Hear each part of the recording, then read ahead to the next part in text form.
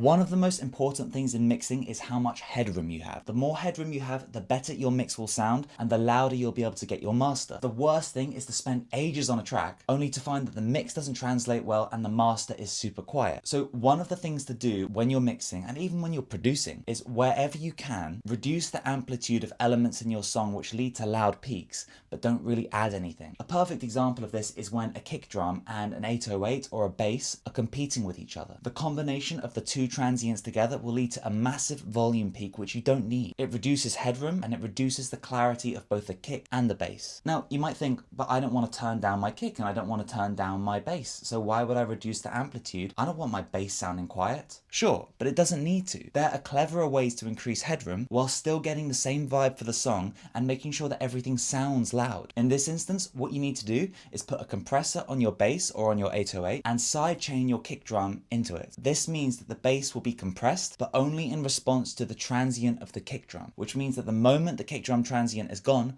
the bass comes right back up. The transient of the kick drum ducks down the bass just for those first few milliseconds, and this won't do anything to detract from the sound of your bass line. It'll just give you more headroom, and if anything, you'll be able to hear both the kick drum and the bass better because they won't be in each other's way. What's really important though is paying attention to the settings on the compressor. You need a fast attack and a fast release, otherwise it won't really work. Look here in the difference in headroom. It's -7 before, and just with this sidechain compression technique, we've reduced 2 dB on our master bus without losing anything. Now, if you're using a synth bass, there's an even simpler way to do this because you don't need sidechain compression. Just go to the interface of the synth and increase the attack time of the bass by just a few milliseconds. This way, it doesn't kick in until after the kick drum transient. See how if we play the bass and kick drum together without delaying the attack, it's -6 dB. But if we increase the attack time on the bass just by a few milliseconds, it gives us nearly a whole decibel of headroom. This trick, as long as done well with the correct attack times or correct compression settings, will not detract from the power of your bass or how good everything sounds in the context of the mix. But it does create way more space in the mix because your kick drum is able to punch through better, not having to compete with the bass, and it improves overall headroom, which makes the mix much better and at times then will give you a much louder master. When it comes to mastering, crest factor is everything, and if you've got a really peaky mix, the mastering engineer is probably going to struggle to get everything translating well. The more you can fix this early on in the mixing stage, the better your master will sound.